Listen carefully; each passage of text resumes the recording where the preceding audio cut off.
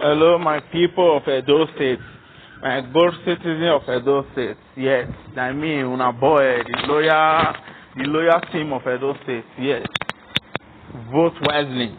That is my advice today. Vote wisely. You know, vote wisely because all those people may not know the way they want to use the Edo State. They change to change to their political cabal thing. Me not know. You see all those people the way they take come out now no see all those people they not me for this for the state, they not me for the people. You know, you're not supposed to say they not me well for the people of Edo State. Anywhere Tony Kabaka that day, man not vote for that party. Anywhere Tony Kabaka that day. Because we don't see and not say and the way they want to take human being life, now they fine. Everybody they support each party. More not call brief at come. More not kill innocent people. They Tony Kabaka now, more they support. How much did they pay now? How much? How much will the money they pay now? They give us 500. They give us 500. 500 naira. Now they use now the kill innocent poor people. Innocent poor people may they vote for a choice. They see ballot box. Now say, come election. It's not a do or die. It's not a do or die. Any party more vote for her. Tony Kabaka vote for party. May not go the third person, me bless you, don't vote for another person. It's not your choice. It's not your business, Tony Kabaka. Now be problem of Edo State. That be problem of Edo State. Yeah? You get to say to see like me, I'll put you for prison because Tony Kabaka is too much for you. It's too much for you, Tony Kabaka. It's too much. You know at one moment see look Nigeria when they go civilize for that state I don't know when they go civilize we I don't know when black say PDP and APC now they rule us all over the days of our life many parties they no they vote for all those parties apart from PDP APC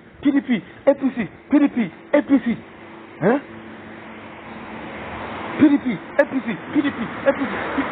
come, one of the wise, Guinea people, one of the wise, Nigeria people, one of the wise, one of the wise, that people, one of the wise, one of wiseness go come, one of wiseness go come. You see what you look that video, you say, you look that video, you look that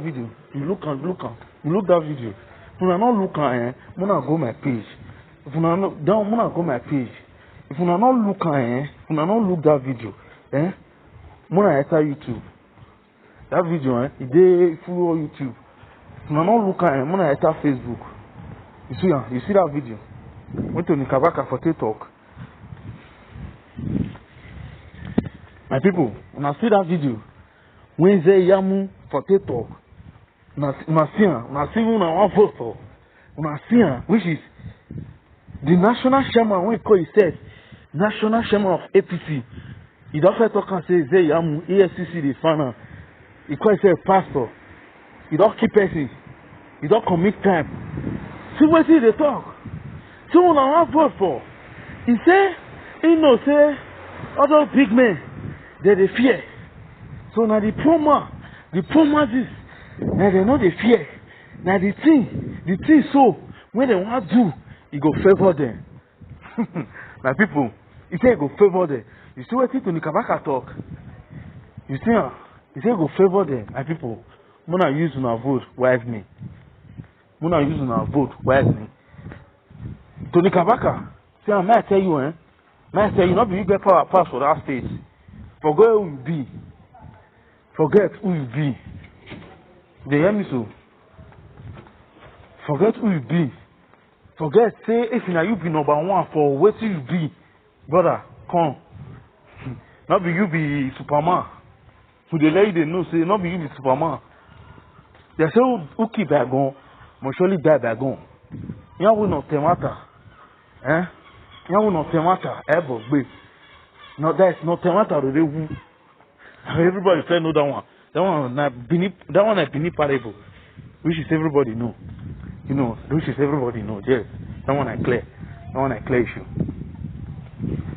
Tony Kabaka, will you beg you say, not be you get Bini. Let Bini people get peace.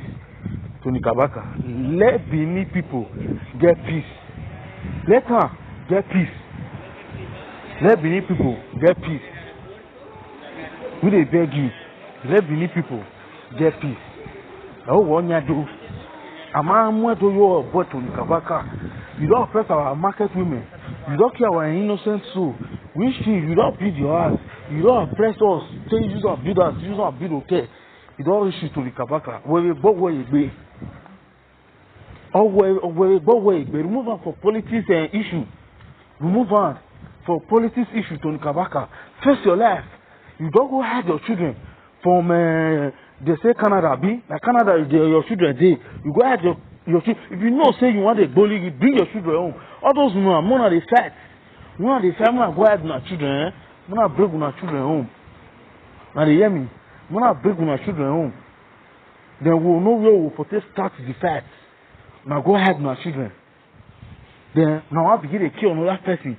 Children. People more they people. More they send so they get family. If you die, nobody they feel and their family they feel on. Tony Kabaka, I beg we dey. Now I beg we dey. Support who you want support. Your boys let them support who they want support. More not they let them they go violent, anything violent. Tony Kabaka, they get family. Not be you be their family, Tony Kabaka. They go get king, they go born, everything. All those people want they send me they go the key. All those ones get wife or children for us, Tony Kabaka. Now beg, now they Tony, not be you get Bini. Tony, not be you get Bini. Away I go monomera, VJ Arabo de name or Jovio. Una say na death. Maybe na you, maybe this election now, maybe. If you say your hair is strong, brother, not to say maybe you follow native doctor, you get your medicine, brother. You know that day, say medicine, it dey fade. Once they don't tap you like this, and brother, you are gone, brother. This vote, I'm not using wisely. This one, I only two message I get for my adult people. Use your vote wisely. You see that thing when you say you want to talk, now then, I go favor. No, like violent. I beg. I use this opportunity to thank Governor Obaseki to beg. The day of election, Muna less security for everywhere. All those people, they're ready to spread our state. They're ready. They're not ready to repair that state. They're ready to spread that state for us. And this one, see go. Now, you know, say everybody get your decision.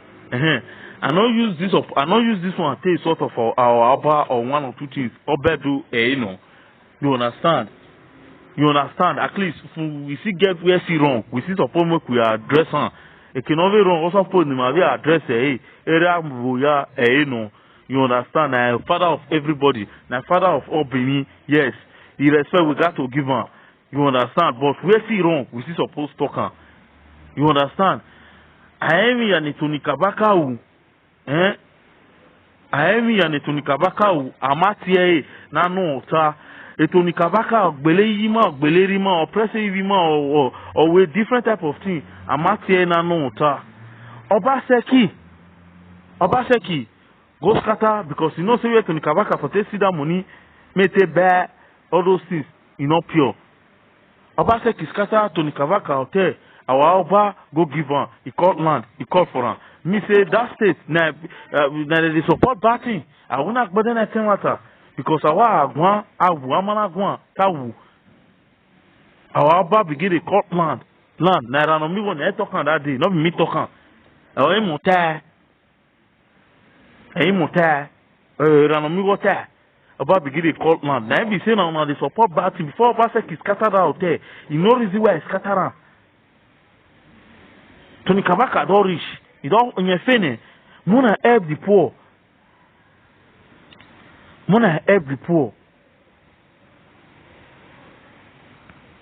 I'm not suppose. I'll buy you know it's the apple for that state. You know support me could support evil. Anything evil. Since you say you as a king of the state to bina never ni no yama. We know our problem for that state. Number one, Tony Kabaka is our problem for that Bini. Tony Kabaka is our problem. We get for Bini. Tony Kabaka. Support party me you want support. You know someone they go violent. Tony Kabaka is the problem that we have for those states right now. Tony Kabaka need to die again. Tony Kabaka also put Tony Kabaka wa vuyeje even agwana. Not be say Tony Kabaka got to die again.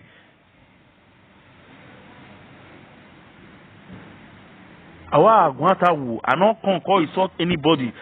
I not conquer insult our king. At least, if you want got to talk, we are blessed say it depend there. Agbonya suppose not taking on here. Not say I be support of Obaseki. No, I'm not a supporter of Obaseki. I'm not a supporter of APC. Ize Yamu, but me no say Ize Yamu come and thief. For me to support Ize Yamu, I'll support Obaseki. I'll support Obaseki. Now that pastor, I talk that day, Tony Kabaka boys begin to threaten that pastor. So, audio here need to pay. Na him, ya post Facebook. Ya post Facebook. Ya post Facebook. You have a live Facebook online ban. But we say we do wa to wa ekpe. Ara so do edoro dio. Please, our king, please, stop me go with Tony Kabaka. Stop me go or stop doing business with Tony Kabaka. Stop doing business with Tony Kabaka. Tony Kabaka have committed a lot of crime in that state. Tony Kabaka is second one no egbele state in here. Second one no egbele. Odo ajogodo apope do till today. How much get do man we do state in when you say now you be king. Now you not make that those states. Blood me Tony Kabaka don't commit, made don't key for that state. Please, I'm begging. Now where you sit tell me, let me also talk. If I retire, you be king of everybody. You be our royal father. You understand? So nous là baba, il y a j'ai, il m'a dit d'autres bonnes. Il a terminé ma jewe, où il y a pas mon coco, il avait terminé jewe, où il y a pas mon coco. Là où, là a governor, any governor, à moins de banian, near ya to level, you know it's no good, I make it one. Here we yes or they wrong here as I will. But also for no one here after job or everything none of Zara. You understand? So we allow my area boy we done. In my union, Edo State is not from it's not for anybody. Edo State is not for anybody. Edo State is from God. Nigeria is from God. All these states, when they say Spain, this one, nobody get the country. But you also say, now leader, they call a leader. Country, the word is not from anybody. The word is from God. The word is from God. And we name our state different type of name. So this word is from God. Move, stop using politics, one or two things, or one or two things. Nobody get the state. We are citizens of Edo State. We are citizens of Nigeria. Treat us as citizens of that state. Treat us as citizens of the state. Please, my people, let's write. Every party PDP APC Oparedo. APC PDP Oparedo. While we are voting a party of it. In Ije, while we say, no me do not know.